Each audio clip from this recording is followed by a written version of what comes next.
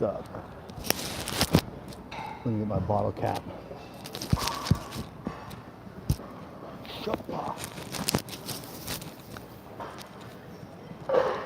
There's a bottle cap behind here so you can see better.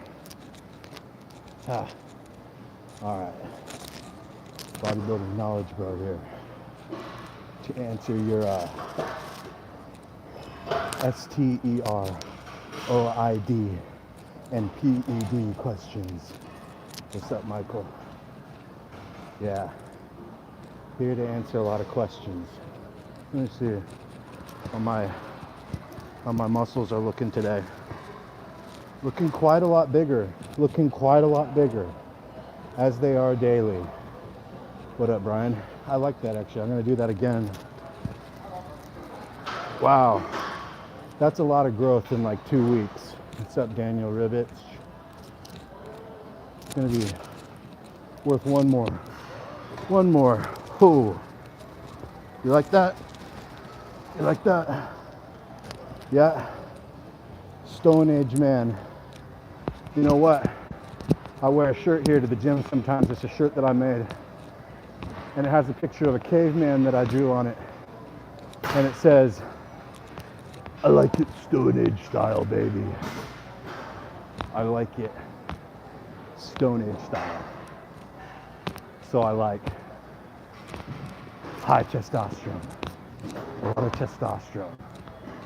I like lifting heavy weights. I like building up that ball right there. But you know what I like best of all is building the back muscles, because the back muscles are the best ones in bodybuilding. So you know what I've been doing lately? I wasn't watching, that's funny. But I've been doing what I call vigorous Steve rows lately. And what those are is it's when you do the dumbbell row, but instead of standing up like at a 45-degree angle with your hand on the upper dumbbell rack, you put your hand that braces yourself on the dumbbell row on the lower dumbbell rack, so that your back is parallel to the ground, and then you row vertically towards the ceiling with your back parallel to the ground with the dumbbell row completely bent over. That's called a vigorous Steve row, and it's excellent after pull downs. If you do pull downs with heavy weight to failure, and then you move over to a vigorous Steve row, it's gonna freaking torch your back. So my back is torched right now, and that's why you see those lats that are coming out right there. That's because of vigorous Steve rows today. So I have a pump. So Michael asked about water retention. I know it's unavoidable. How do you minimize water retention from, he mentions testosterone and he mentions Deca. And the answer to that is your carbohydrate intake. So the first thing, obviously you have to keep your estrogen in range. So the first thing is you gotta make sure that you, if you're on testosterone, if you're on Deca, if you're on whatever you're on, you gotta make sure that you gotta have one of three things on hand. You gotta have exemestane, letrozole, hi James, or you gotta have a Arimidex. You gotta have those with you before you start taking the test or the Deca, because you are going to get estrogenic symptoms at some point. And then when you get that, the first thing you got to do, when you get itchy burning nipples, you got to take one of those anti-estrogen pills. So that's going to be the first thing with the water retention, okay? Then the second thing with the water retention, and this is pretty much equally as important as the anti-estrogens, is how many carbohydrates are you eating. So if you stop eating carbohydrates, your face will sink in. It doesn't even matter if your estrogen is high. Your face will still sink in, because honestly, carbohydrates are probably they're at least just as important as an anti-estrogen tablet in regards to how much water retention you have in your skin. And the reason for this is because with every gram of carbohydrates you in, it's a biological law that there is 2 grams of water that stick to your body for every 1 gram of carbohydrates that you consume. So if you consume 200 grams of carbohydrates in a day, you are also going to retain 600 grams of water in direct because you ate those 200 grams of carbohydrates. Okay? So you can't eat too many carbohydrates, or else that water, instead of it fills up all the space that it can inside of your muscle, the water that comes with the carbohydrates, and then it starts, that's what they call spilling over. Have you heard of that term, spilling over, that bodybuilders talk about? That's because for every gram of carbohydrates you eat, 2 grams of water are retained inside of your body. So once you fill up your muscles to a saturation point with carbohydrates and water, then what happens is if you keep having more than is required, the maximum saturation point for the muscles, what happens is you spill over. That's what spilling over means when bodybuilders refer to it.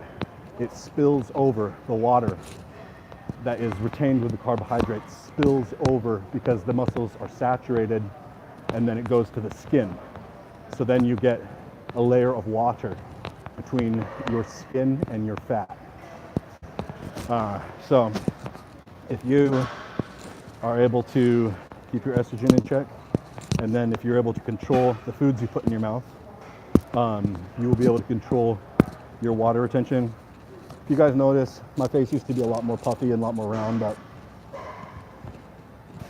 you notice my face is a lot more, you'd say it's leaner now or something, right? You'd say, oh, his face looks leaner now than it used to. It's actually just that I changed my diet about 9 months ago to predominantly meat. So the main food that I eat for sustenance is beef, and then I eat a little bit of other things too. But for the most part, I'm putting a lot of beef and fat in my mouth and not very many carbohydrates, so that's why my face has changed. People ask, why did your face change? That's why. I don't eat more than like 200 grams of carbohydrates per day, whereas before, maybe I was eating 600, 700 grams of carbohydrates per day. So that makes a gigantic difference. Hi, Blue SDI, I'm doing good. Answer some more questions. What you know about Equipoise, bro? Is it worth it? Dude, Equipoise is not going to be something that's really going to rock your world. So, it grows muscle slowly and steadily over time, and it's a non-bioidentical hormone, so it has cosmetic effects. So testosterone is bioidentical, so you don't, usually with testosterone you just get bigger, but you don't get a better shape, or you don't improve your shape, whatever. You don't get that look that you're going for. When you see that look that looks really freaky and really alien, your bodybuilding heroes, your physique heroes have that look, and you think, your star athletes that you want to look like have that look, and you're thinking, I want to look like that. You're not going to get that look from just testosterone because it's a bioidentical hormone. And so that look that you really like, that's really crazy and really freaky, that's a not natural look. It's very alien, it's very freaky, and you have to use not natural hormones in order to get that look. So that's why people use non-bioidentical hormones, only bioidentical androgens, testosterone. So Equipoise will give you a cosmetic effect. It's not a bioidentical natural hormone. It will slowly and steadily build muscle over time, but it will not give you any kind of explosive gains, really rapid gains, anything like that. Like you feel like, yeah, I'm on PEDs. No, you're not gonna feel like that, but you will have a cosmetic effect, and it will work slowly and steadily over time.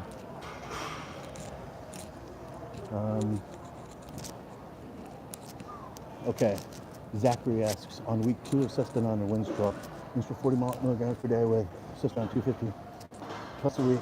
When should I notice effects mentally and physically? Okay, you should be noticing them now. You're on week 2. So, I mean, what you're on kicks in the first, like, you're not going to feel the effects the first day that you're on it, but it is in your bloodstream and it's active on the first day that you're on it. So, you know, if you're not feeling it after the first week, that would start to bug me a little bit. I would be thinking, is this legit? And if I wasn't feeling it by the beginning of the 3rd week, it's bomb. So, I would be starting to get worried if I was you, me personally, because that stuff kicks in fast, man. If you have an oral, that's in your blood within an hour. The first time you take it, it's in your blood an hour later. So you're not going to notice effects from it, like looking different, until it builds up in your system a little bit. But that only takes a few days. Usually if you take an oral, you should be able to start noticing effects within day 3, day 4, day 5. And if you're taking an oral and you're not noticing effects by the beginning of week 3, I'm sorry, but it's not real. But specifically to what you're on, the combination of Winstrol and testosterone together, you gain a lot of strength. You gain a lot of strength on that. So it's very potent. Ryan asks, how do you feel about carb cycling? I'm timing my carbs, eat 0 carbs from 10 p.m. to 10 a.m. What are your thoughts on it? I started my surplus again. Yeah, carb cycling is one of the best things that you can do. So most successful bodybuilders do use some form of carb cycling, but they don't always call it carb cycling. But what you're doing, how you have only a specific portion of the day where you eat carbohydrates, that's perfect. I do the same as you, and the most successful guys I know also do this. What I do is I don't eat carbs during the day. I eat carbs pre-workout and I eat carbs post-workout, and I work out in the evenings. But then from when I wake up until at the earliest 3 p.m. in the afternoon, and I wake up at about 6 or 7 a.m. every day, I don't eat carbs, I only eat meat. And this keeps you very insulin sensitive because if you've only used hormones such as an androgenic hormone, like testosterone or whatever, you're not going to really notice so much how essential insulin sensitivity is to your gains and your progress, okay? But if you use growth hormone, or you use metformin, or you use insulin, if you ever experiment with those things, and I highly advise not to experiment with insulin. But if you ever use metformin, or if you ever use growth hormone, you'll start to realize how powerful metformin is, insulin sensitivity is for your gains. It's a huge deal. So what I've been doing lately, is sometimes some days I eat carbs, some days I cycle them, and sometimes I eat no carbs. And then when you do, after you've eaten no carbs for like one day, just one day of meat only, and then you go back to the carbs again, it's like you get supercharged. You reset your sensitivity. It only takes like 1 day, 1 or 2 days, really only 1 day. And you'll be very sensitive to them. And then the next time that you do eat them, like say you go and do a workout and then you eat them after you're really sensitive again from not eating them, it loads in like a motherfucker. So you'll notice the next day when you wake up, you'll notice it looks like you gained like 3 pounds of muscle overnight because they're so sensitive, and so your muscles get super saturated. They have a super physiological ability to take in the nutrients after that. We'll move off carb cycling now to the next question. But yeah, I really do like carb cycling, and to let you know, most pro bodybuilders that I know, talk to, and have spent time with, spent time at their houses and watched their eating habits, most of them, even the guys who are 300 pounds, do meals that don't have carbs. Actually, every single one that I've known, every single pro bodybuilder that I've known does some meals with no carbs. They do some meals that are just meat and vegetables, and then the other meals will have, you know, like rice and stuff in them. And then a lot of the times also, like at night or something like that, they will also have some junk food, and they do that to help them gain weight. But throughout the day, there's always some meals that have carbs and some meals that don't have carbs. Blue STI asks, what do you think about long-term use of 500 milligrams of testosterone? Have you ever experimented with long-term high doses, or is that really unhealthy? Yeah, so I'll tell you a way that I'm not recommending this at all, but I'll just tell you the way that people do things, okay? So a lot of people do things like that, where my opinion on DNP is that it's garbage. And it's foolish to take it. It's very desperate. My opinion on DNP is that it's a very desperate thing to do. It's very foolish. And you know, you want to be happy. So why are you taking poison that would make you that is, you know, has a possibility of killing you? You know, and it's not that low of a possibility, you know? There are certain individuals who talk down the possibility of that happening, but everybody who I know in real life who has used it, which is a good amount of people, has almost died and has told me it was one of the stupidest things they've ever done in their entire lives. Except there's one person on the internet who glamorizes it and glamorizes a lot of other very, very foolish behaviors. So if you want to shoot up like a rocket ship and then you want to crash and burn and you know, really screw your life up, then go ahead and take DNP. But if you want to be a smart, well-balanced, non-desperate bodybuilder who is not, you know, a desperate, foolish individual, then don't do it, because it's totally 100% unnecessary.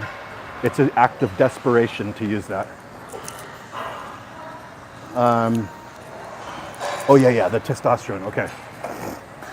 So, the way a lot of people do it, guys, is they get on testosterone. Like, I'm talking about in your average gym, okay? I'm not talking about the internet. The internet has its own way of talking about PEDs.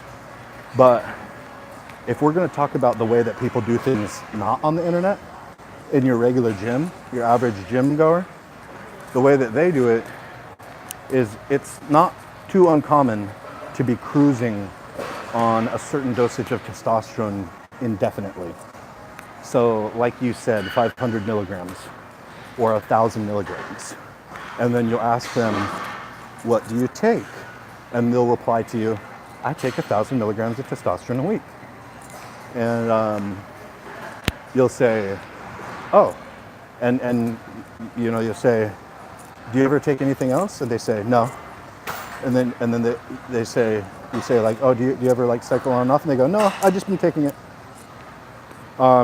If you guys watch the Del Rey Misfits, Big Richard in one of the episodes, he's talked about how this is the way that he does it. In one of the Del Rey Misfits episodes, Big Richard said he takes 1,000 milligrams of testosterone a week and he mixes some other stuff up with it. And he never comes off. That's just what he does. That's what he said. And in my experience talking to other people in gyms in real life, not the internet, it's not uncommon to hear people say stuff like that. And there's pluses and minuses to doing it that way. You know, taking non-bioidentical hormones is like pretty bad for you. So like, if you're using PEDs, like testosterone, it doesn't really hurt your health markers that much, just testosterone, okay? But when you start adding in other things that aren't natural hormones, it starts affecting your health markers. And if you get blood work, it'll be like, oh, you know, it can be kind of shocking or kind of scary, because you'll see it and it's like everything's out of whack, you know, like things are way off. And, you know, that's what using non-bioidentical hormones does. So a lot of the guys who have been doing this for a long time and they have more longevity They're not guys who shoot up really quick like rocket ships and then come crashing and burning. Because, you know, you have a lot of guys like that are crashing and burning. Like, for example, look at Dave Palumbo, okay? Dave Palumbo used to be one of the biggest bodybuilders, you know, like over 300 pounds. Now look at him. He's this little diminutive skeleton with zero muscle mass. Another good example is Dorian Yates. He's another one who has just completely lost everything. And he used to be Mr. Olympia, and he's just a skeleton now. And you know what? I don't think that most people, I know some people want to sacrifice, and I think in Dorian's case, it's a little bit more justified because, you know, he's like world champion and stuff like that. But most people that are doing this don't want to go up and then come down so hard and so fast, you know, like a crash landing. Most people want to, you know, they want to go to the gym, they want to get buff, and then they want to be buff for a long time. I'm talking decades. And most guys that, you know, one of the questions that you always hear when people say, can I keep my gains after a cycle? If I do one cycle and I come off, can I keep my gains? That's because they want to be muscular long term. They don't just want to be muscular for, you know, 2 years or something. They want to be muscular for 10 years, 15 years, 25 years.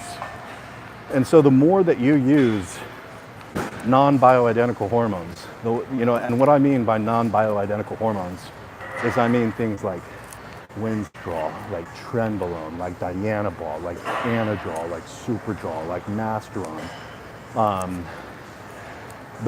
you know, like all these ones that are not natural. They don't show up in you naturally. Those ones all have negative effects on your health markers. And if you're in this for the long term, those should be used sparingly. Those should be used sparingly. So these guys that, you know, you say, what's the long-term effects of staying on 500 milligrams of testosterone? Well, you know, it's really not going to be significantly, you know, bad for you in comparison to somebody who's, you know, somebody that ran 500 milligrams of testosterone for a year is probably going to have a less negative effect on their health. They're going to have better health markers, better blood work than somebody who's doing, you know, 3 or 4 12-week cycles throughout the year with non-bioidentical hormones, with just, you know, whatever steroids, you know, they want to throw in. You know, that's going to be more unhealthy for you. And the blood markers, the blood work is going to be more bad in general.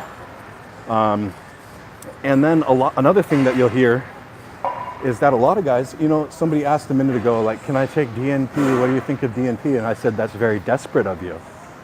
So a lot of people are really, really desperate for gains. Like, they're really unhappy about where they're at with their physique.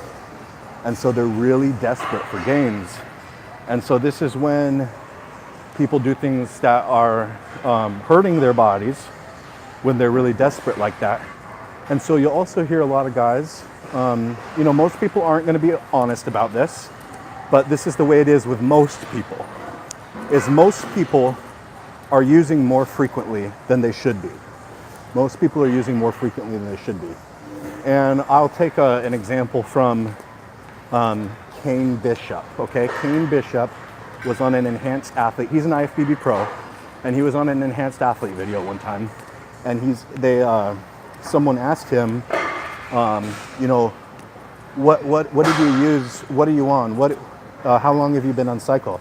And he said, I've been on one long cycle for the last 4 years. That's what he said.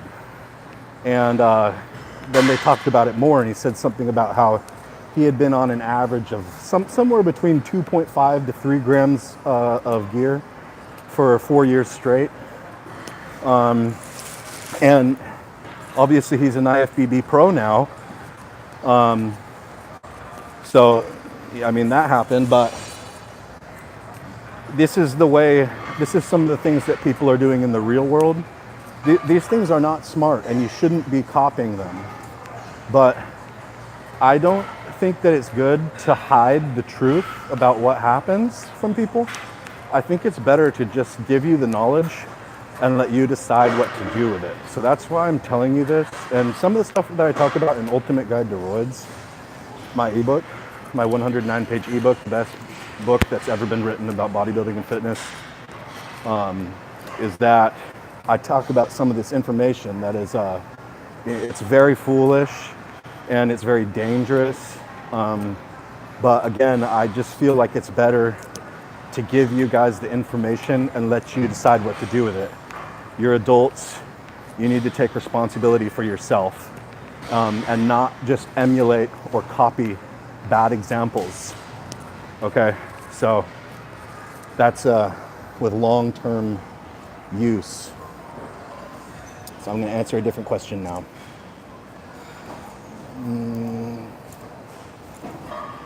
Okay, Brian said he's ran 400 milligrams of test for a year before, and his blood markers were good, his lipids were not that out of range. Yeah, I would say that that's exactly my experience and the experience that I've had talking to other people.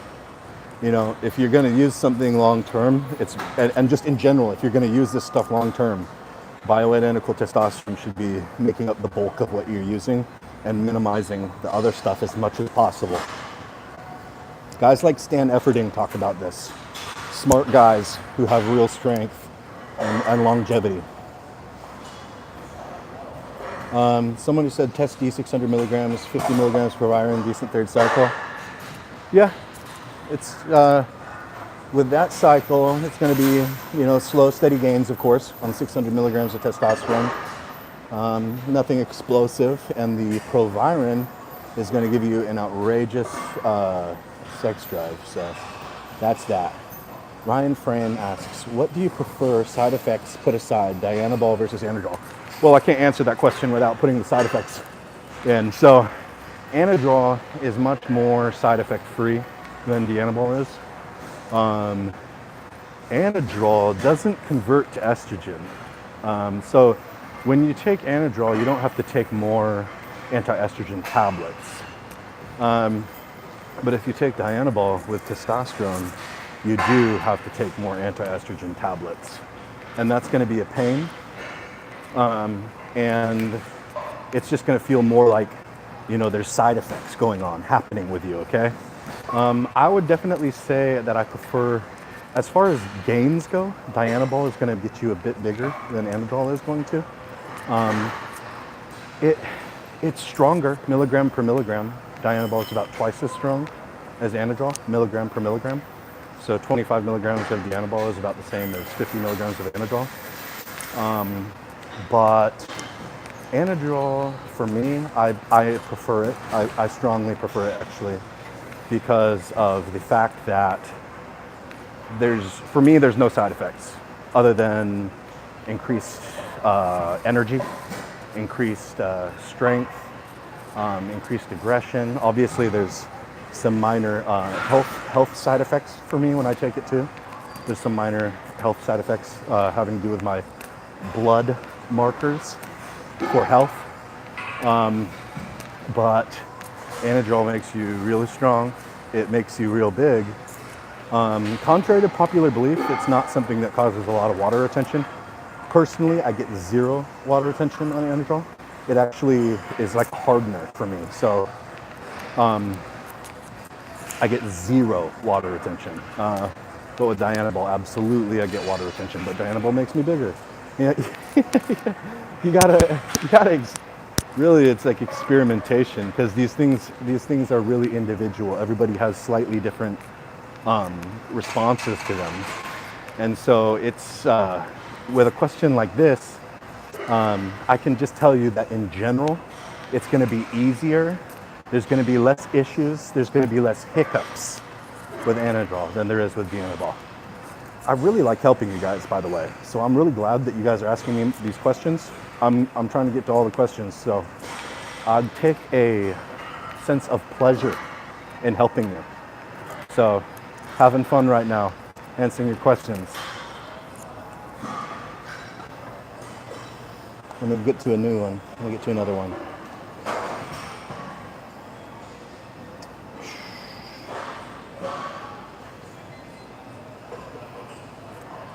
where you feel aggressive and like a beast running Tren without Caber.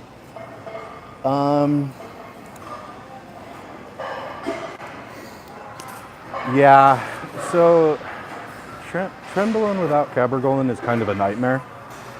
So, you know the people that say like, Trenbolone didn't give me sexual side effects?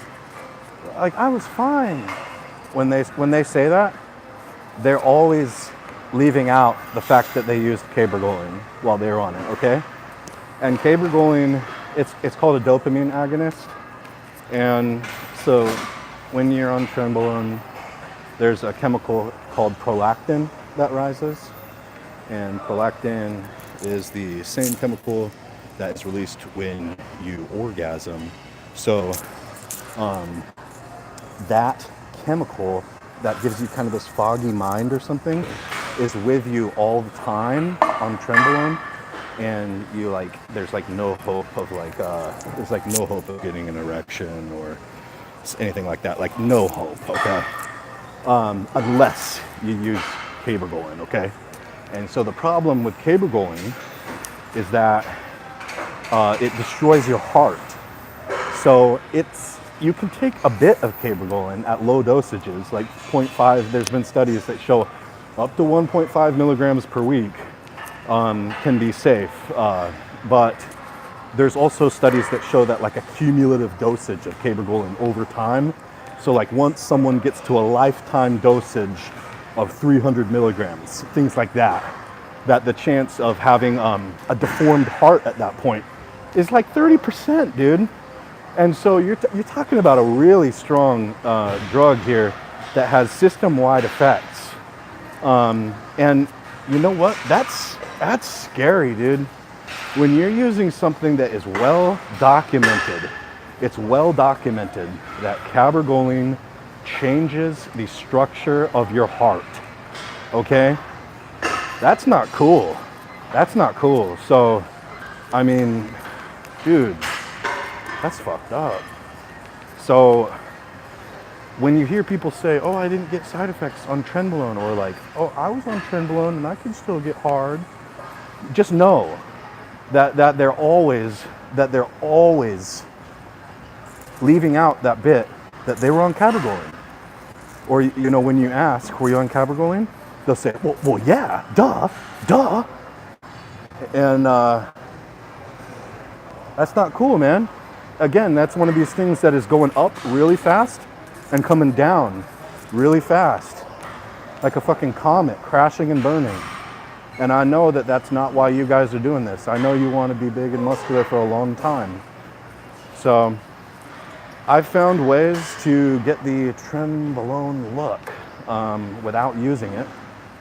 And that's discussed in my book, Ultimate Guide to Roids. And there's also pictures of me on my Instagram looking like a total freak, looking like a total alien, at Bodybuilder in Thailand on Instagram, okay? And I talked to you about the true cycles that I ran in order to get those looks, okay? And there's no Trenbolone. You know, when people see those pictures, they say, well, of course you were on Trenbolone. And I'll just tell you right now what I was on in those pictures. You can go look at them on Instagram if you want. And I talk about this stuff in Ultimate Guide to Roids, because I don't want to use Trenbolone, okay? I've experimented with it and it's stupid. And so, you know, it's like against my morals now. I experimented with it enough and I figured out, you know what? I do not want this shit to be a part of my life. I do not want this to be a part of my life. And so finding ways around it. And the answer is that, and what I did to get the look where everybody that sees my pictures says, what, you weren't on Trenbolone? They just like assume like he must be on it. Is it takes a lot. It takes a lot to get that look without it. And so what you can do is, and in those pictures that are on my Instagram, if you want to look at the ones where I'm looking like an alien, okay? I was on 1,000 milligrams of testosterone. I was on 1,000 milligrams of Primobolan. This is per week. I was on 50 milligrams of Anadrol per day. I was on 50 milligrams of Winstrol per day. I was on 30 milligrams of Superdrol per day. I was on 2,000 milligrams of metformin per day. And I was on 3 IUs of Norditropin, human pharmaceutical grade growth hormone per day, okay? And I looked like a total freak. Little total freak, fucking alien, 5'9", 235 pounds of solid muscle. That's the same as an IFBB Pro. Okay? So that's how you can do that. I know it sounds very abusive with the cycle that I just listed off, but hey, there was no Trenbolone. And it's the same size as an IFBB Pro. So take that for what it's worth. Get into some other questions. And yes, Trenbolone make you aggressive. It'll fuck you. The longer you're on it, who asked me this, if you want, you can do on Trenbolone from Ultimate Guide to Roids because I want to help you. So those are your two options if you want to know more about that.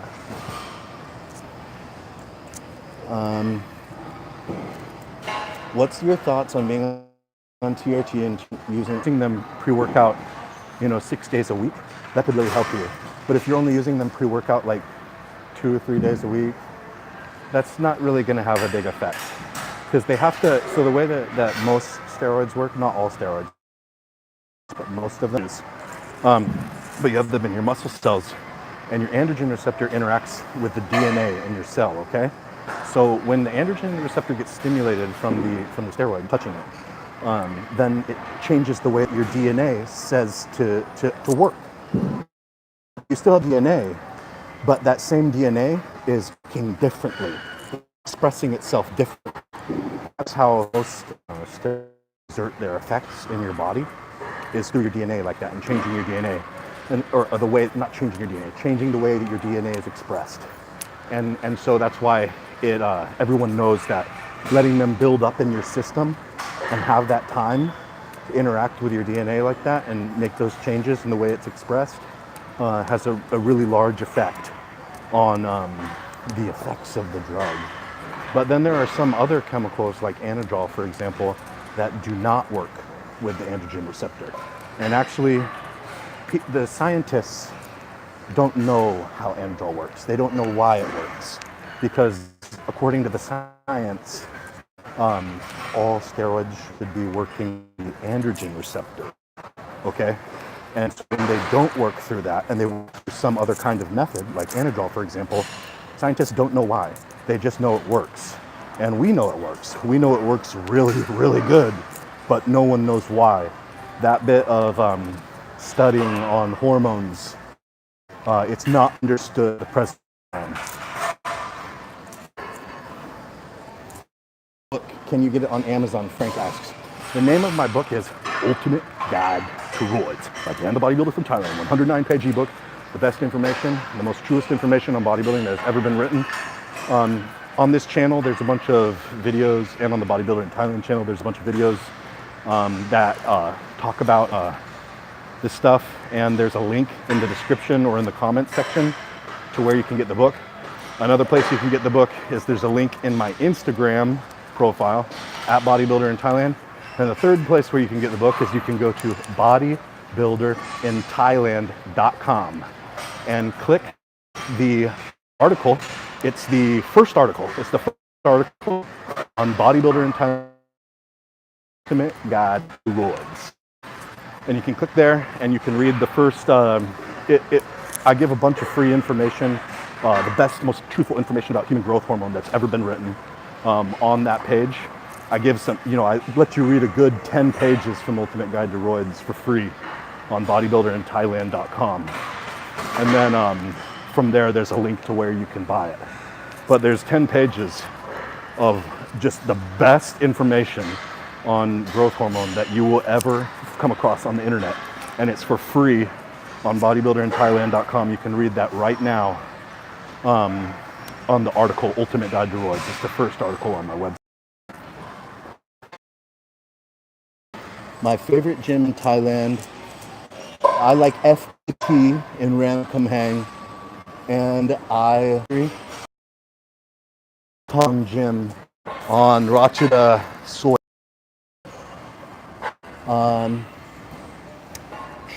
That's some trend. Now I'm running Test and Deca. The same nipple is kind of puffy. You can feel it kind of going down. Will Eliminix help keep it at bay? Actually, So it sounds like you have progesterone, prolactin related gyno. And so because you got it from Trenbolone and now you're on Deca, which is also 19 Nor, and both of those produce gyno through a different mechanism. It's not through estrogen, it's through prolactin. And so for your situation, actually nothing will budge it except for Cabergoline, Pramipexole. Those are pretty much your two only options. In order to, if you have like a bit of a lump or like a frozen pea feeling, it's bumpy and lumpy in there and hard, like a bunch of little BBs or pebbles. The only thing that you can do, because Arimidex won't budge it, Nolvadex won't budge it, won't do a goddamn thing. The only thing that you can do is you got to take Cabergoline or Pexel with the Dex, with an anti-estrogen, all at the same time. There's an article, it's the second article on bodybuildingthailand.com. It's called How to Shrink and Get Rid of Gyno, okay? And I go over exactly what you have to do and dosages and stuff like that. So on bodybuildingthailand.com, if you have gyno and you have it from Trenbolone, Deca, it talks about what you have to do in order to shrink that on there, okay? So go check that out.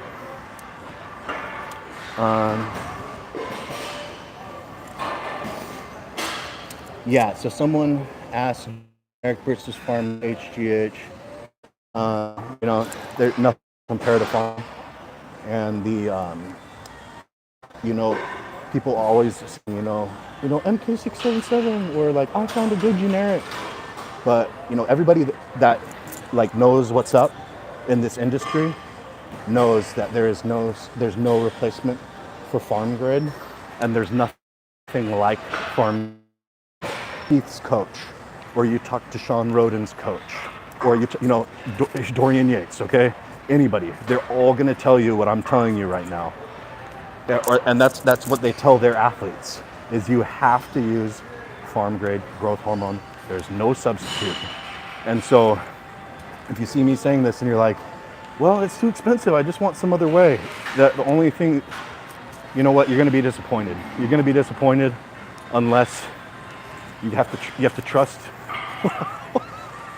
You have to trust what I'm saying, because I'm only telling you this from the learn the hard way and go with the generic if you want. After a lot of times they got to learn on their own, and you know, even though I'll say, you know, nothing compares to Pharm grade, man. You know, there's nothing. It can't. Then they'll eventually get on the generics, and then they'll be disappointed. And then later, when they do get on the Pharm grade, they'll tell me, now I know, Dan. Now I know. So say, yeah, I know, man. I guess you just had to learn for yourself.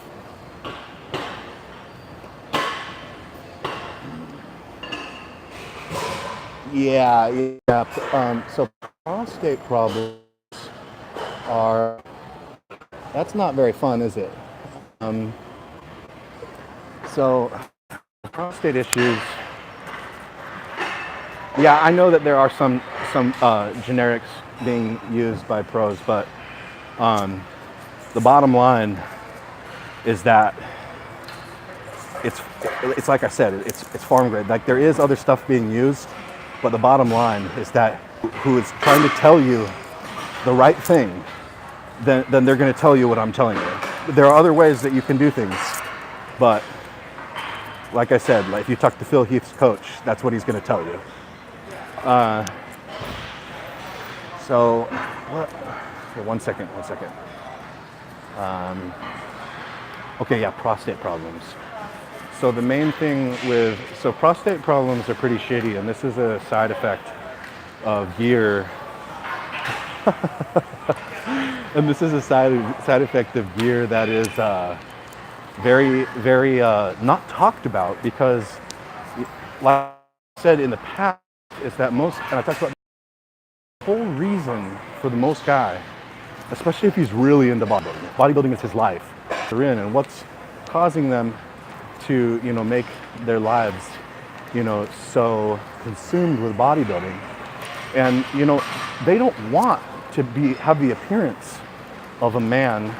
When you talk about things like sexual side effects or inability to get an erection or prostate problems, you're going to get guys saying no experience, or you're going to get guys just not talking and leaving that out.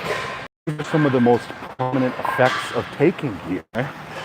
And the prostate is the single most sensitive tissue to male hormones in the entire body. Okay, so what happens when your prostate gets annoyed is and just taking any testosterone, any steroids makes your prostate swell. Okay, there's many studies about this. So you can look them up, or you can just try using them and you'll notice it. Okay, so it swells about 30%. It's the most sensitive tissue in your entire body to male hormones, and just being on male hormones,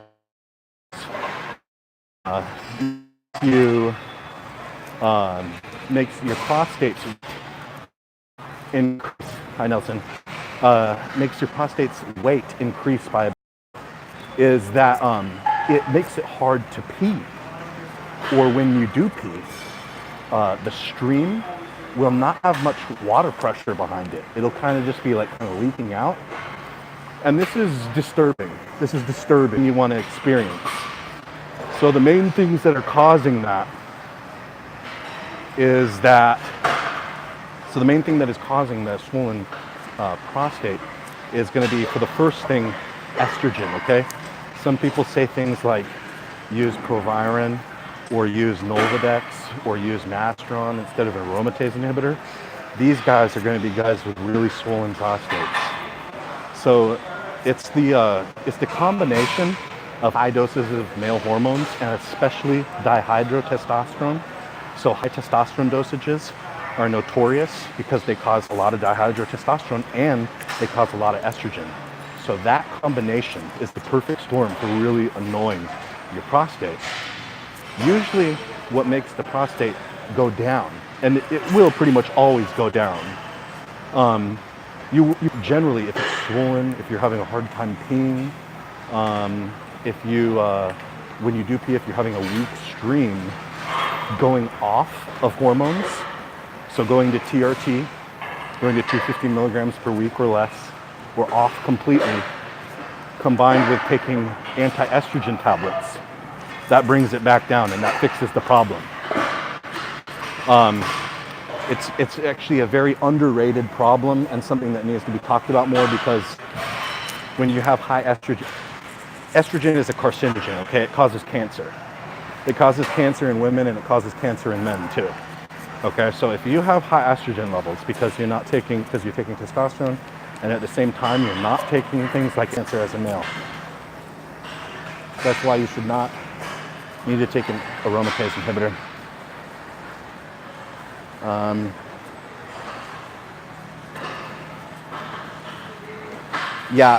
Brian asks about it being a waste. I actually noticed massive effects from 2 IU per day of Pharm grade human growth hormone.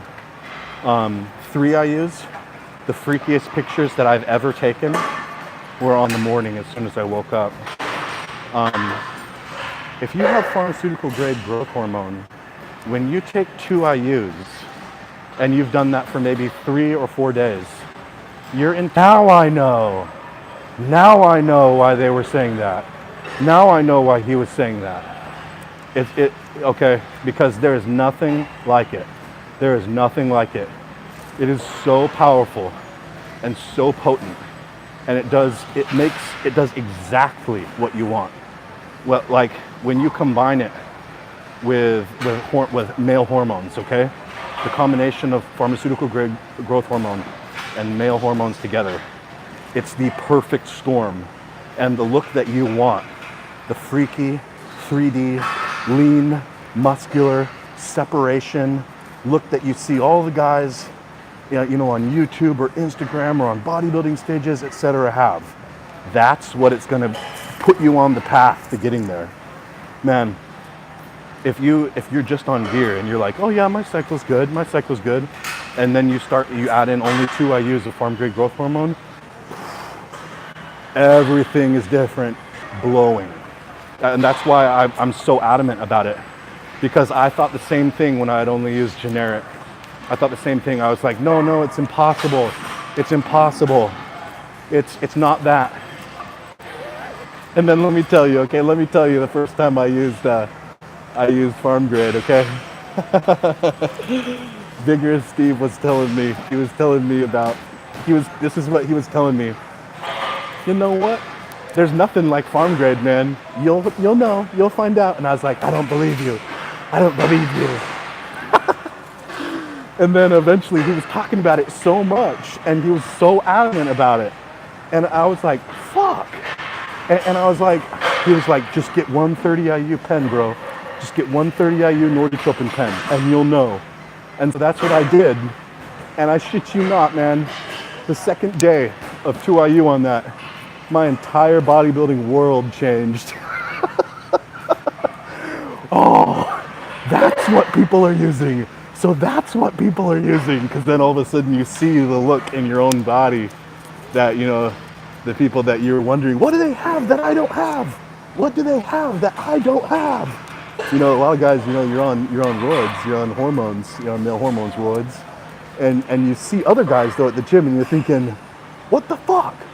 What did that guy have that I don't have? You can just see him, and you can see that there's something different, even though you're on roids. You can see that this other guy and be like, this guy has got something that I do not have, okay? That I didn't have. So there's no substitute, guys. And it kind of caps out too. The peak dosage that really has the effects that you want is like 6 IUs.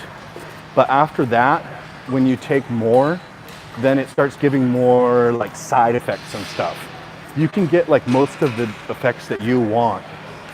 You know, like as a bodybuilder, I don't really see any need for going above 6 IU, because when you go above that, that's when you start getting like way too much IGF-1, and then, you know, you're going to be having weird side effects and, you know, weird growth and stuff all over the place. It just, you know, with all this stuff, guys, don't do anything too extreme. Just don't do anything too extreme. 10 IUs per day, every day. That's going to get, you're going to get acromegaly.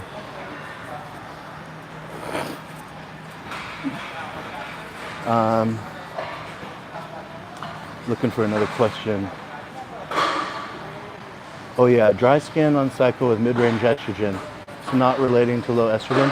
You know, that's kind of weird to have dry skin on cycle, because usually being on cycle makes you have oily skin. So, I mean, that's really weird. I'm not sure like what you're taking. If you could tell me a little bit about that, that could help. Are you taking Accutane? Because some people take Accutane for acne, and what that does is it dries out everything. It basically, Accutane signals apoptosis, or programmed cell death, in your what's called sebaceous glands in your skin. Your sebaceous glands produce the oil, to produce oil. And so then you take Accutane, and what it actually does is it goes to those sebaceous glands that produce the oil, and it actually it interacts with their nucleus, the DNA in there, and programs it to die, and it never comes back. It's actually dead for the rest of your life, which is why people that have severe acne take Accutane, and then they're like, yeah, well, I took Accutane for 1 year or for 2 years, and I never had acne again, even when they had, you know, the most extreme case. Because it's the same as, like, you know, when they do like laser hair removal, and they're destroying, you know, with the laser, they're actually programming cells to grow back because it's dead. They killed it.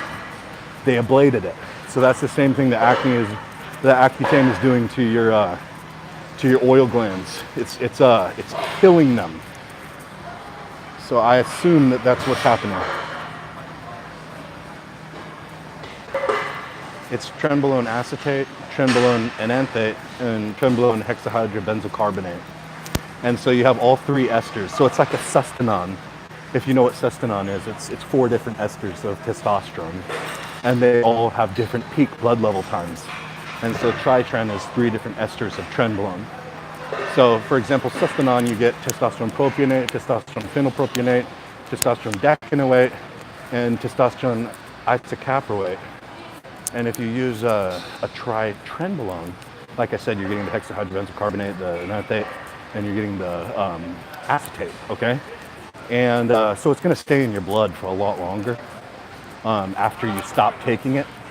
It's not really gonna get out of your system for about a month after you stop taking it, in comparison to acetate, where that will be out of your system 3 days after you stop taking it. So that's the difference there. Is it's very long acting, but since it combines all 3, it's quick acting and long acting at the same time. It'll kick in on the 2nd or 3rd day, and then it won't leave till about a month after you stop using it.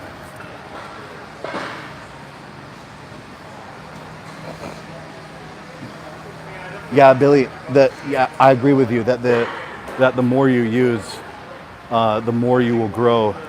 But I feel like the cost to benefit ratio, or you know how things like with testosterone, how once you reach 1,000 milligrams, yeah, you'll grow a lot more on 2,000 milligrams. But it's not like you know, the difference in growth between 1,000 milligrams and 2,000 milligrams, it's not like you get double the growth. So when I said that about the 6 IUs kind of like capping out the positive benefits, I agree with you. You know, that more is always better and has more of an effect, but you're also going to be getting like an amount of side effects that's like unreasonable, you know? It might not be for some people, but for the average guy, who is, you know, he cares somewhat about his health and wants to do this for a long time, I don't think it's wise. I think it's wise to keep things more on an effective dosage, where instead of really pushing the dosage up like that.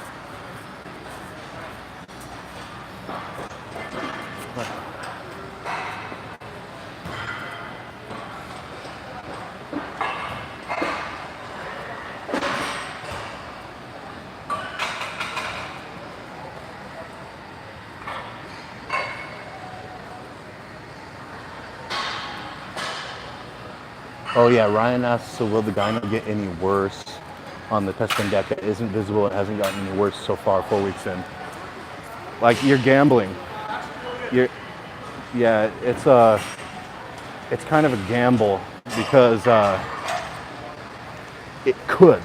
And you're using, if you got the gyno from the Trenbolone, then that means that it's prolactin related gyno, not estrogen related gyno. So taking anti-estrogen tablets won't do anything to it.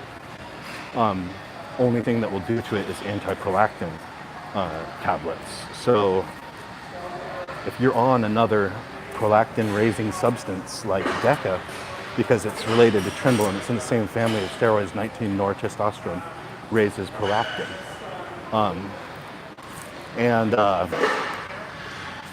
You know, you could have those effects. You know, if you did have those effects with your nipple again, you know, if you didn't have something like Cabergoline or pramipexole to combat it, what you would need to do is you would need to stop taking the offending agent. So you would have to stop taking the Deca because no amount of anti-estrogen pills will affect it. All right, guys, I am at over 60 minutes on my cardio today. I did a great back workout today. I used, you know what? I was doing the pull downs today. I do a really strict overhead pull down without leaning back, you know, keeping my lower back vertical facing the ceiling. And today I used 290 pounds for about 3 solid reps with perfect form. And then the last 2 reps or 3 reps were really shit form, you know, only being able to move a little bit. But it was a good workout. And after that, I did the bent over rows with my back 90 degrees to the ground. It was a great workout. And yeah, thanks guys for being here. It was good talking to all you guys. And I'll see you guys next time, all right? Bye-bye.